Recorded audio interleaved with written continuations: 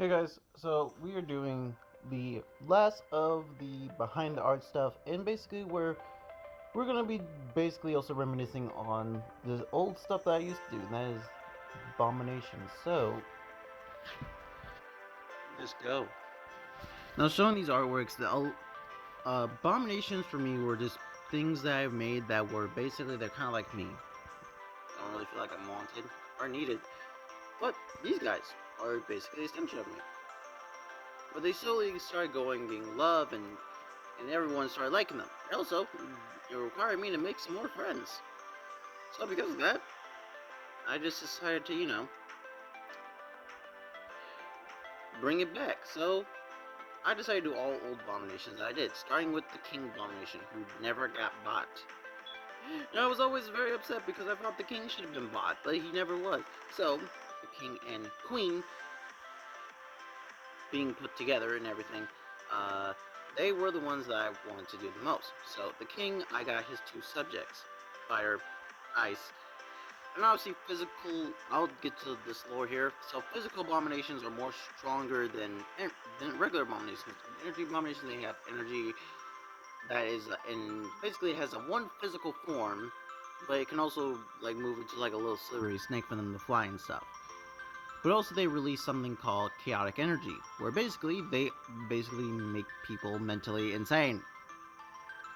But also depending on how much you master this power, you can also use it for other things.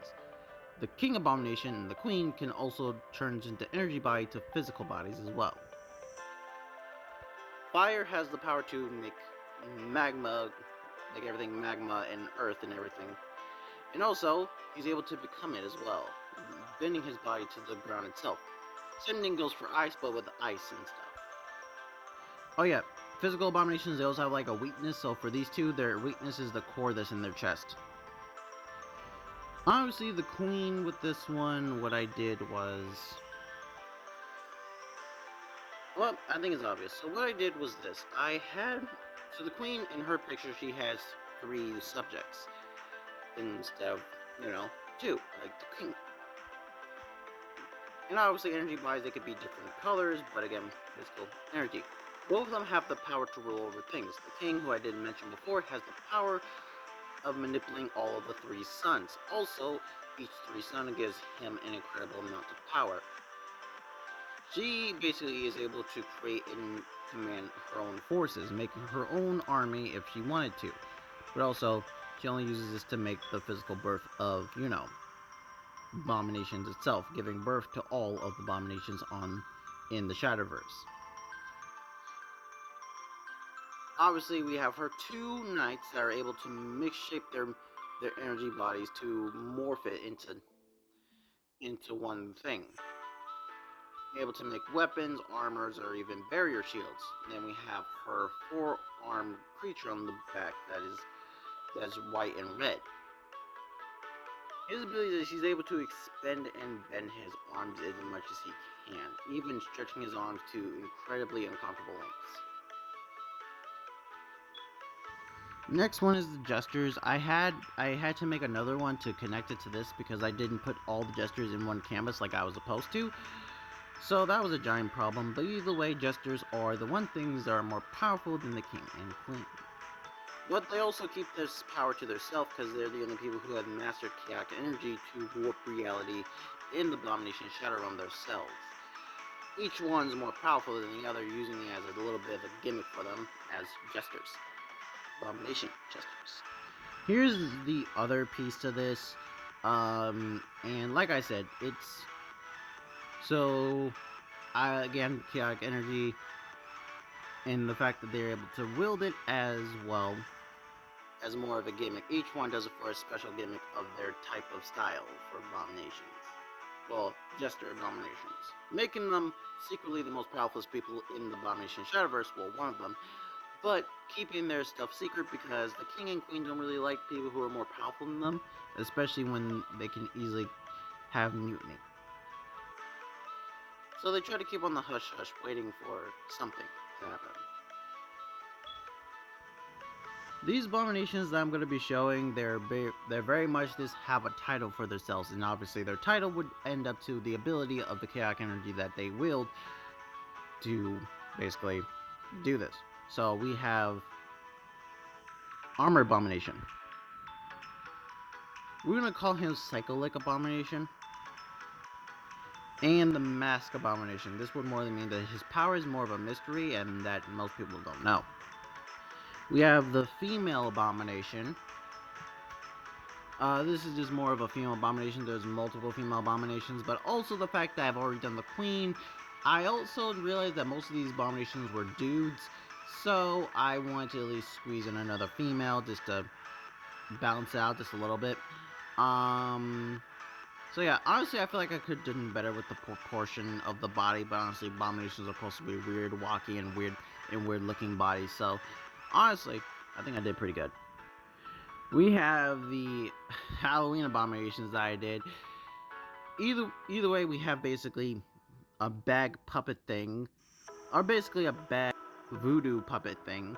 And honestly, it makes it very mysteriously and weird because abomination is usually supposed to have only one particular color, except for one abomination entirely.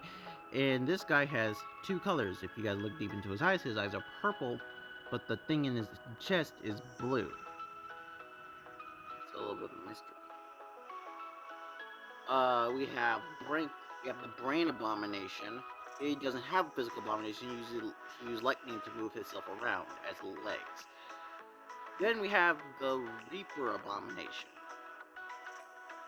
I don't think I need to give any explanations on that one. We have the gold Egyptian abomination.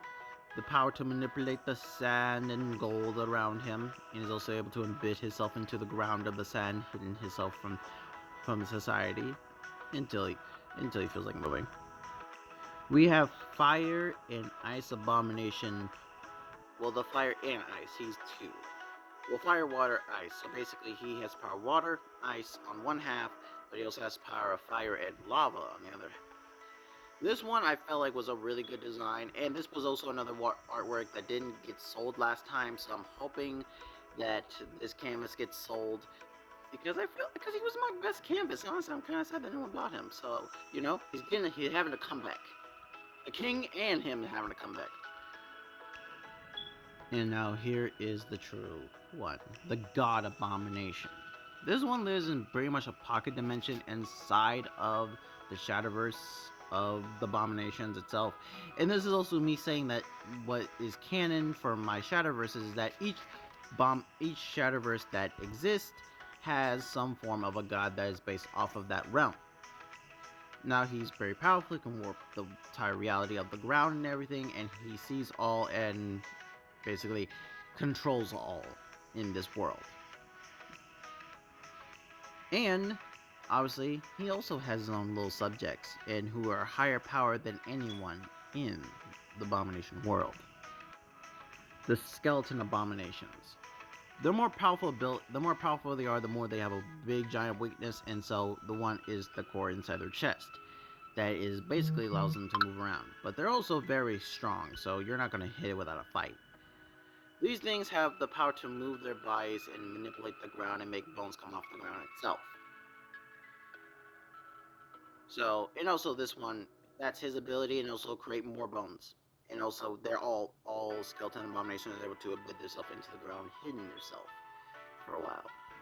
And then we have this one, the abomination that is able to make black holes in an infinite amount of them. Two skeleton abominations, honestly, I think I did pretty well. So, those are all the artworks I've done for the art sale. Honestly, I am so happy I was able to get it done. I got 25 canvases done before I had to put them into the art sale. Oh my god, it was a lot of work, but honestly, I don't regret one bit. Okay, see you guys later, and hopefully I can get a recording of the art sale. So yeah, see you guys later. Crimson Thunder, out.